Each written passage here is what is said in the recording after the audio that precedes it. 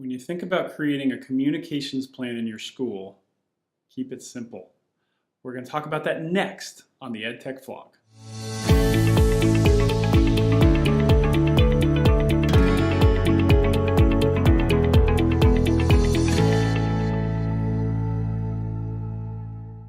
Hi, I'm Dr. Matt Harris, and this is the EdTech vlog. I am currently in beautiful Lisbon, Portugal in the spring of 2019. It's absolutely gorgeous here. We're out right on the water at a wonderful resort. I'm here for the ECIS 2019 Leadership Conference, and it's been a great conference. I've been talking to a lot of people at different schools all over Asia, some in the Middle East, well, not even Asia, I'm sorry, more Europe, some in the Middle East, and a few in Asia. Because ECIS has done a good job of kind of growing outside of Europe to being almost a worldwide organization. I've had the chance to talk about a lot of things, and one thing that keeps coming up is this notion of technology is complicating communications. And I totally agree with you. I served on a panel yesterday around engagement, using and leveraging technology for engagement of whomever, of the entire community, of inside and outside people, whatever it is. And there was a point that we were talking about that I just wanted to discuss here to give you a good basis for communications in schools. So it's very easy to fall down the well, to go down the rabbit hole about using tools to communicate and disseminate information internally. And I found a lot of challenge here with a lot of schools. They'll use Google to send out information. They might be using WhatsApp. They could be using Teams. Email is the most prevalent and horrific communication tool out there. There's websites, there's all this stuff. But I'll tell you, if you take a step back and move away from the idea of looking at information dissemination and look more at what is the user experience, you'll come to a very clear conclusion. And that conclusion is we got to keep it simple. So no matter who the user group is, whether it's an internal user group or an external user group within your community, what I'd suggest is find a single point of data collection or data entry. So like one particular place where everybody knows to go to find information. Maybe one more on top of that that allows for some sort of push of information that doesn't require me to go to be an active participant. There's a passive approach and there's an active approach. And that's it. Turn everything else off. Now I know what you were thinking, how do we do that? How do I turn off everything else because this particular system allows me to do that, and this one is used over here, and this one's used over there? Well, communications aren't perfect. Don't aim for perfect. And in fact, what I said in the session yesterday is, don't let perfect be the enemy of good. Be good, and think about the user experience of receiving information rather than your desire to push out everything you can. So what I mean by that is, think about a parent. So a parent has multiple children in the school. What information does that parent need and want for the engagement with their child, but not to be overwhelmed with everything else that they have to do? So I am both an educator who's worked in schools, and I'm a parent that also goes through this myself. And I think, I don't need all these emails. I don't need these connections to outside systems. I don't need the peer-to-peer connections. I need a central point of reference and then one consistent blog, vlog, or whatever it is to give me the information I need about my children who are very young at this point. I don't need everything. I don't need to know what's going on in high school. That's not what I would require. So again, thinking about that user experience, find that internal place. Now it could be like a learning management system that you put all your critical information and links to key documents, and then a weekly email or some weekly peer-to-peer blast or an app you ask everybody to get. But that's enough. That's all you need for parents.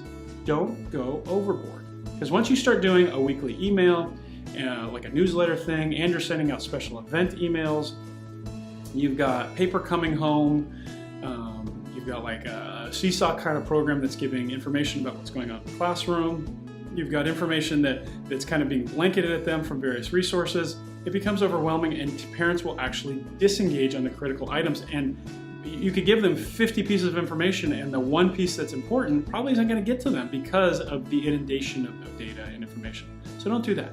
Stick to 1 to 2 channels with parents and go from there. Again, keep it simple. Now, think about teachers. Teachers have critical information they need to know about the operations of the school, human resources, the ways that we're going to be doing teaching and learning and assessment. Again, keep that in some central locations. Use Google Docs, collaborative tools. Use peer-to-peer communications through like Hangouts or Skype or something to do direct connections. And then leave it at that. Don't do much else. Maybe there's a staff meeting you talk about, but don't inundate them with email. There's no reason for them to be spending a bunch of time on email unless there's an exchange that needs to occur. Avoid the email. Put it in some central location where you say, you got to check this every day or two, and come back to this place. And maybe there's even a digest that goes out to them to remind them information. But again, no need to overwhelm them. Now let's think about students. Students, they have to build skills and get connected to communications information from the school. We can do that very simply with a calendar, with a very basic email connection that doesn't require a lot of care and feeding. And honestly, that's usually enough to get a direct connection to them. Then, adding on just like a repository of information, put all the critical information and dates and forms into some shared Google Drive that we know that they have to connect to. That again should be enough.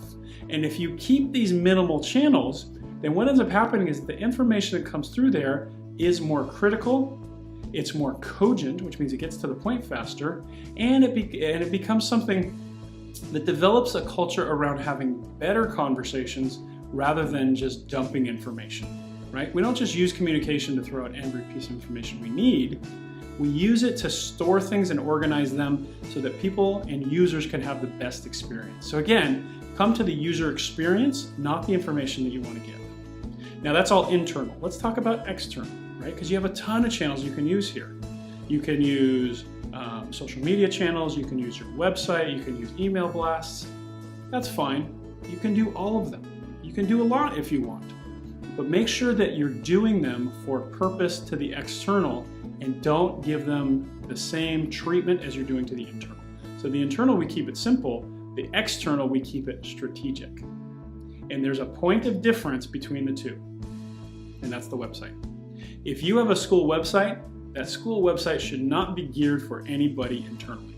So you don't need to put the news items, you don't need to put the school calendars on there. That's all on those repositories and calendars internally for parents, teachers, and students. Externally is purely for outside potential people to come into your community, not for existing people. So there's an existing area that's not part of your website. Your website then becomes for the externals. And this is where you then have people then in charge of the communication. So they can put the same messaging, look and feel, and all that stuff on the website, on the Twitter channels, on Instagram, maybe they're even doing Snapchat, I don't know. But those all have a look and feel, trying to draw new people into the community, be they new students and parents, or potentially new employees, or people that are going to donate money. So you can control that messaging externally without having to muddle it with the information you're trying to give internally. So again, the website needs to be the point of barrier between the internal people and the external people. Make sense? And if you can do that, then what you end up having is richer conversations, better connections to people, and the ability to grow. And this is a part I've talked about in the past, especially around like WhatsApp and WeChat and how I consider them the best, worst thing to happen to education. If you don't have your core communication systems in place, it's very hard to deal with WhatsApp and WeChat and social items internal to your community. So do the internal pieces as I suggested by creating 1 or 2 points of dialogue and storage of information, and then you can start figuring out how are we going to handle WhatsApp or WeChat. Are we going to try and replace it? Are we going to embrace it? What are you going to do? But if everybody knows, regardless of whether WhatsApp and WeChat or Snapchat or whatever's going on, I know that I have to go to one of these 2 places to answer almost all of my questions. And then once you have that, what you're going to find is the dialogue that you have with people, you start telling them, hey, thank you for that question. Let me refer you to this location. The more you do that, then it becomes very clear where information needs to go, and the communication then that you have with people becomes more to the point, more valuable, and more community building. Communication right now in a number of schools is almost community destroying, which is really strange. The abundance of information that we have in schools is tearing people apart rather than putting them together. So, as the man said, KISS, keep it simple, stupid. Put it all in one place, maybe 2, not much more. Website, social channels are for everybody that's not here yet, okay? So hey, do me a favor. At the bottom of the page here, you're going to see a couple of buttons. Now I talk a lot about anything related to technology, digital communication, social media, digital citizenship, all of that on this channel. So please subscribe to the channel and come back. I do things about every week, and I'll talk about these various issues all over the place so we can have a great conversation about that. And then follow me on Twitter. So my Twitter is designed for kind of externals, as it were. So people that I don't talk to on a daily basis, that's what Twitter's for, to exchange and have really interesting dialogues and meetings. And so I'm almost using this communications plan for school with Twitter. So join in that conversation. Be an external person that's coming internal to my network so we can have those good connections and talk regularly, okay? My handle is @MattHarrisEdD, and I love connecting with people all around the world. So hey, it's a beautiful day in Lisbon. I'm gonna go enjoy the rest of it before I have to jump on a couple of very long flights to head back to Singapore. Everybody, have a great day. Bye.